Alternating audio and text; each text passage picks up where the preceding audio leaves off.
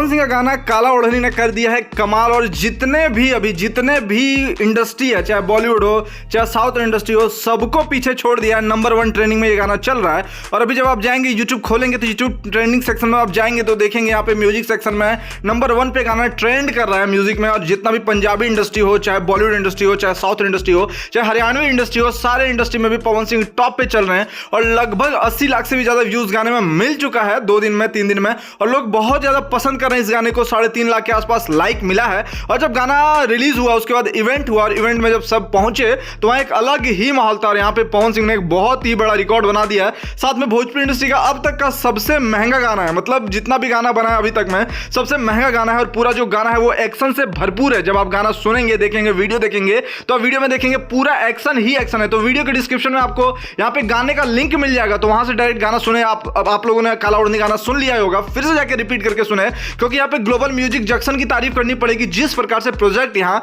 Global music junction ने बनाया है काला ओढ़नी, सबका इंतजार बहुत ही ज्यादा था। सब लोग इंतजार करते थे आखिरकार गाना कब रिलीज होगा, किस चैनल से रिलीज होगा। तो फाइनली पता चला लोगों को कि ये जो गाना है ग्लोबल म्यूजिक जंक्शन से रिलीज होगा। तो सब लोग बहुत ज्यादा खुश हो गए, क्योंकि आपको पता है कि ग्लोबल म्यूजिक जंक्शन जो है कितना जबरदस्त प्रोजेक्ट पे काम करते हैं। तो जैसे ही टीजर आता है, टीजर को ही लोग भर भर के प्यार देते हैं, टीजर ही ट्रेंडिंग में चला जाता है। उसके बाद जब गाने को रिलीज किया जाता है तो एक अलग लेवल पे यहाँ पे गाने को लोग सपोर्ट करते हैं, अलग लेवल पे जाके गाने को सुनते हैं, जिसमें पवन सिंह दिखे हैं और साथ में क्वीन सालनी दिखी है। और साथ में गाने को पवन सिंह के साथ शिल्पी राज ने गाया है। और साथ में गाने के जो म्यूजिक डायरेक्टर है प्रियांशु सिंह है और प्रिंस प्रियदर्शी ने गाने को लिखा है। और जिस प्रकार से इसमें गाने में एक्टिंग हुआ, आप लोग देख रहे होंगे जो कॉमेडियन है वो किस प्रकार से इसमें एक्ट कर रहे हैं, विलन का रोल कर रहे हैं। तो यहां तारीफ करना पड़ेगा पूरा टीम मैनेजमेंट का। और जिस प्रकार से काम हुआ है, जिस प्रकार से बवाल आया है, मतलब ऐसा अगर गाना बनेगा, ऐसा प्रोजेक्ट बनेगा तो भोजपुरी इंडस्ट्री सबसे आगे एक दिन चली जाएगी। क्योंकि पूरे गाने में बस एक्शन है और प्यारा सा स्टोरी है। ऐसा पहली बार हुआ है, आज से पहले से भोजपुरी इंडस्ट्री में गाना नहीं बना है।